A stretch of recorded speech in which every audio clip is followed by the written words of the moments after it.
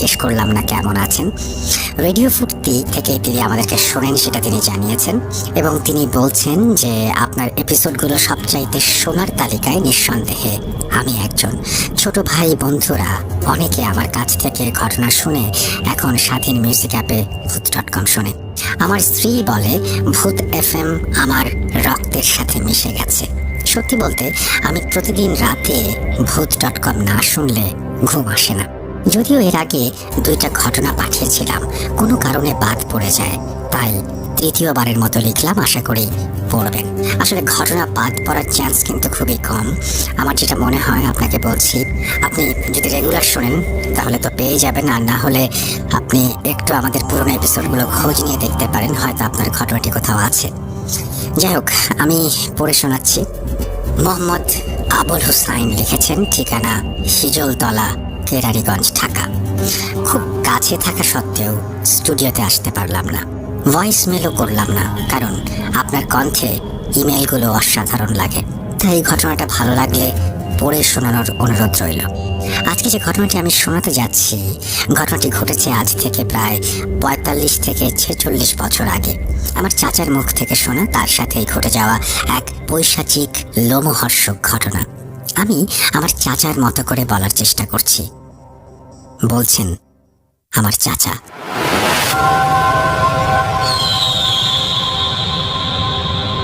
সময়টা 1977 কি 78 সাল হবে, ঠিক মনে পড়ছে না।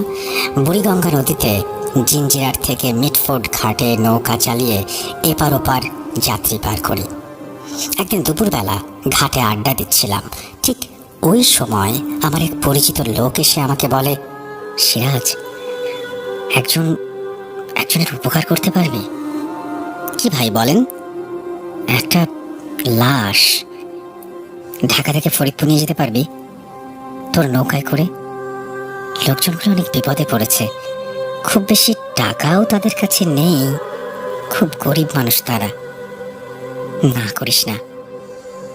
পাশে থাকা বন্ধু কোনো কিছু না ভেবেই বলে ওঠে, হ্যাঁ পারবো।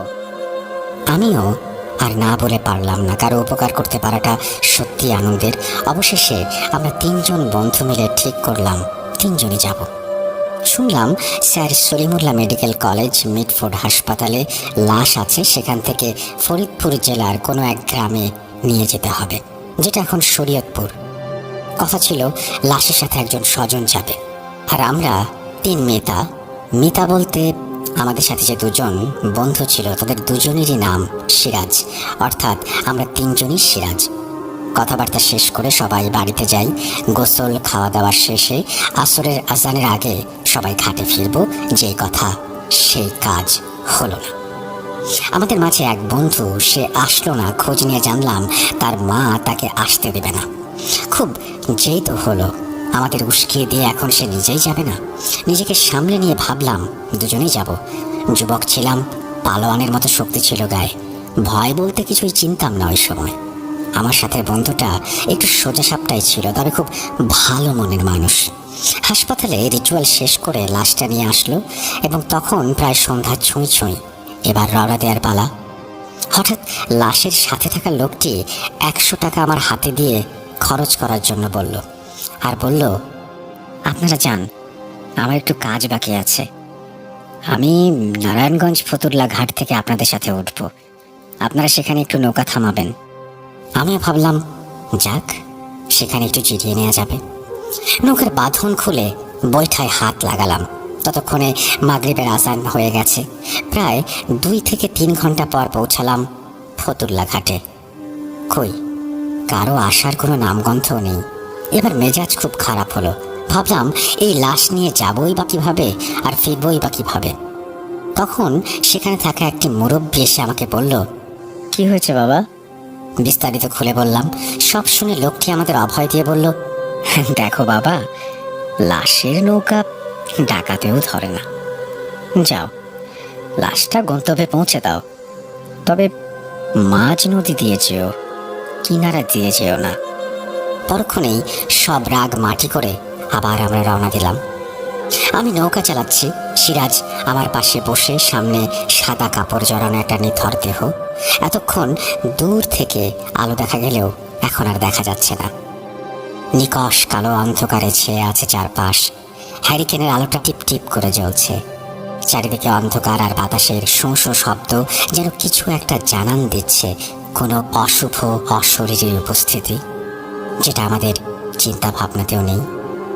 যেতে হবে বালিগাঁও, তারপর দিঘি পাড়ের ছোট নদী দিয়ে জাজিরা পয়েন্টে।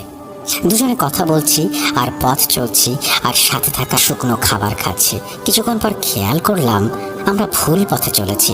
যদিও আগে কখনো এই দিকে নৌকা নিয়ে আসা হয়নি, তারপরেও আমি ফরিদপুরের ছেলে এবং একজন মাঝির বলে দেয়া ঠিকানা ভুল হতে পারে না।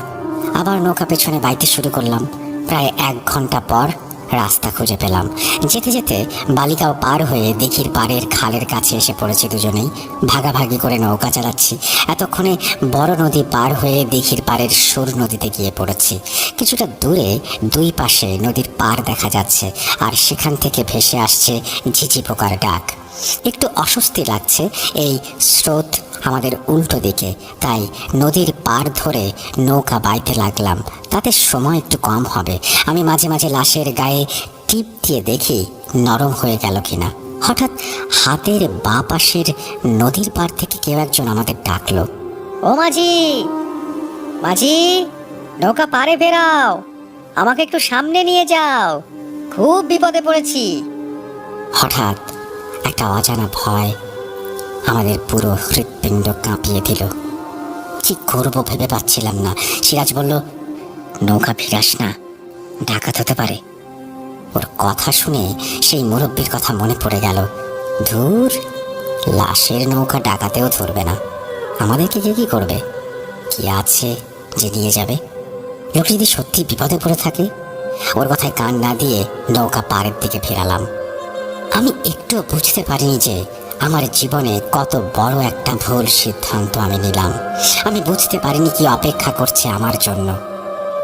গিয়ে দেখলাম সাদা আলখেল্লা পরা লোক, মুখ ভর্তি দাঁড়ি, শুধু মাথায় টুপি নেই। আমাদের দেখে বলল, আমাকে একটু নিয়ে যাবেন? আমি লাশের পাশে বসে সুরাপাঠ করব। আমারও উপকার হলো, আপনাদেরও উপকার হবে। এমনভাবে বলল যে আগে থেকেই জানে আমরা লাশ নিয়ে যাচ্ছি। আমিও বোকার মতো কোনো কিছু না ভেবে বললাম, আসেন। বলা মাত্রই ধপাস করে নৌকায় উঠে গেল। বললাম আমাদের পাশে এসে বসতে, কিন্তু সে আসলো না। বলে, আমি এখানেই বসি। আর কিছুই বললাম না। কোথায় নামবে তাও জিজ্ঞেস করলাম না। আমার অনেক ক্লান্তি লাগছিল, তাই পাশে থাকা বন্ধুকে নৌকা বাইতে দিলাম আর আমি নিচে বসলাম। ক্লান্তিতে হঠাৎ চোখটা একটু লেগে এসেছে। কতক্ষণ ঘুমিয়েছিলাম খেয়াল নেই। হঠাৎ কারো হাতের ঝাঁকুনিতে ঘুম ভাঙলো। চোখ মেলে দেখলাম বন্ধু এক হাতে বইটা ধরে নিচে নেমে এসেছে, আর তার চোখে মুখে ভয় আর আতঙ্কের ছাপ। আমাকে হাতে ইশারা দিয়ে কিছু একটা দেখাচ্ছে। নৌকার ওই প্রান্তে আমি ঘুরে তাকিয়ে নিকষ কালো অন্ধকারের মাঝে হ্যারিকেনের মিটিমিটি আলোতে স্পষ্ট দেখলাম এক অমানবিক পৈশাচিক নির্মম কাণ্ড। দেখলাম সেই লোকটি শুয়ে থাকা মৃতদেহটির বুক ছেড়ে কি যেন বের করে খাচ্ছে। কি দেখছি, কেন দেখছি, আদৌ সত্যি নাকি কিছুই বুঝতে পারছি না। এটা কি কল্পনা কিনা তাও ভেবে পাচ্ছি না। রাতের গুমোট অন্ধকারটা যেন তীব্র থেকে তীব্র হতে লাগলো। চারিদিকে হঠাৎ স্তব্ধ হয়ে গেল। ঝিঝি পোকার ডাক যেন আর শোনা যাচ্ছে না। পরখ করে দেখলাম ওই লোকটা লাশের একটা অঙ্গ খেতে শুরু করলো। দাদিরানির মুখে শোনা সেই আদমখোরের একটা কথা আমার মনে পড়ে যাচ্ছে। এটাই কি সেই আদমখোর? দাদির মুখে শোনা সেই রহিম কাকার মতো আমাকেও কি মেরে ফেলবে? শুনেছি লাশ খাওয়ার পর পাশে যে লোক থাকে তার উপর আক্রমণ করে। বুঝতে পারলাম জীবনে এক চরম পর্যায়ে এসে পৌঁছেছি। হয়তো মৃত্যু আজ অনিবার্য। বাবা মা ও সদ্য বিয়ে করা স্ত্রীর কথা খুব মনে পড়ছিল। এত ভয় জীবনে কখনো পাইনি। যত প্রকার সূরা জানি সব মনে মনে পড়তে লাগলাম। নিজেকে অসহায় মনে হচ্ছিল। বন্ধুর কথা নাই বা বললাম। নিজেকে কোনো রকমের সামলে নিয়ে বন্ধুকে ফিসফিস করে নৌকা পাড়ের দিকে নিয়ে যেতে বললাম। আর চোখের সামনে সেই পৈশাচিক ঘটনা দেখতে লাগলাম। কখনো শরীরের অঙ্গ প্রত্যঙ্গে হাত দিচ্ছে, কখনো সেগুলো খাচ্ছে। কি বিভৎস সেই দৃশ্য!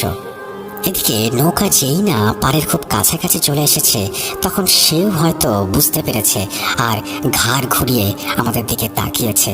ঠিক তখন স্পষ্ট চেহারা দেখতে পেলাম, যাকে একটু আগে নৌকায় উঠালাম তার সাথে এর কোনো মিল নেই। চেহারাটা মনে হচ্ছে আগুনে ঝলসে যাওয়া, চোখ দুটো টকটকে লাল আর মুখ দিয়ে চুইয়ে চুইয়ে রক্ত পড়ছে।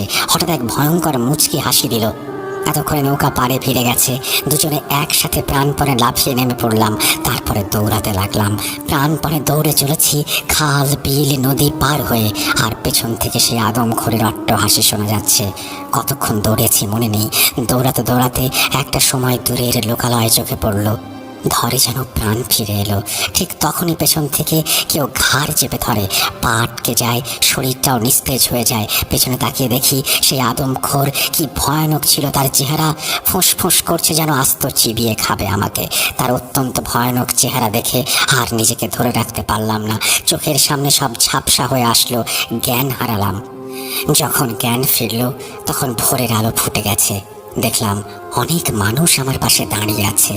একজনকেও চিনি না। একটু পরে সিরাজকেও সেখানে দেখতে পেলাম।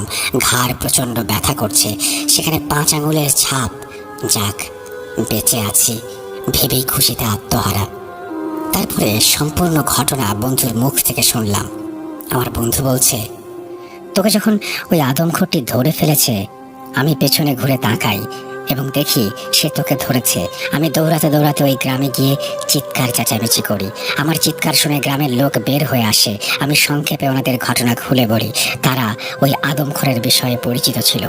একজন চেঁচিয়ে বলে ওঠে, গোয়াল ঘরে যতগুলো গরু আছে সবাই গরুগুলোর বাঁধন ছেড়ে দাও। ঠিক তাই করা হলো। সবাই গরুর বাঁধন খুলে দিল, গরুগুলো এদিক ওদিক পাঠিয়ে দিল। গরুগুলো পাগলের মতো ছুটতে আরম্ভ করলো এবং গ্রামের সবাই পিছে পিছে ছুটতে লাগলাম। গিয়ে দেখি তুই অজ্ঞান হয়ে পড়ে আছিস, আদমখোর নেই। তারপর তোকে আমরা নিয়ে আসি। সারা রাত গ্রামবাসীর চেষ্টায় সকালে তোর জ্ঞান ফেরে। তারপর গ্রামবাসীর মুখে শুনলাম আদমখোর নাকি গরুকে অনেক ভয় পায়। আদমখোরের সাথে গরুর পূর্ব শত্রুতা আদতেও আছে কিনা বা এগুলো সত্য কিনা আমি জানি না। তারপর গ্রামবাসী আমাদের সাথে সেই নৌকা এবং লাশের খোঁজে সেই নদীর পাড়ে যায়। গিয়ে দেখি নৌকা নদীর পাড়েই আছে, লাশও আছে, কিন্তু লাশের চোখ নেই, দুটো পায়ের পাতার অংশটি নেই এবং বুক চিরে কলিজাটাও বের করে নেওয়া হয়েছে। সব মিলিয়ে এক ভয়ানক দৃশ্য ধারণ করেছে, যা দেখে গ্রামের মানুষগুলো শিউরে উঠেছিল। তারপর গ্রামের মানুষের সহযোগিতায় 2জন সাহসী ব্যক্তি আমাদের সাথে দেয়া হয়। তাদের সাথে নিয়েই লাশ নিয়ে গন্তব্যে পৌঁছাই প্রায় বিকেলের দিকে।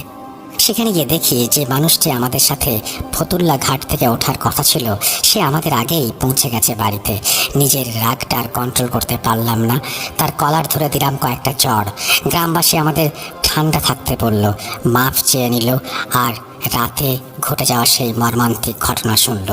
সেই রাত সেই 2জনকে সাথে নিয়ে সেখানে কাটালাম। পরদিন সকালে আমাদের 300 টাকা ভাড়া নিয়ে সেখান থেকে রওনা হলাম। বিকেলে সেই গ্রামে এসে পৌঁছালাম যে গ্রামের মানুষের উসিলায় মহান আল্লাহ পাক আমাদের জীবন দান করেছেন। সেদিন রাত আবার সেই গ্রামে থেকে পরদিন সকালে রওনা হয়ে সন্ধ্যায় ঢাকা এলাম। বাসায় এসে কাউকে কিছু বলিনি, যদি মা বাবা বকাবকি করে।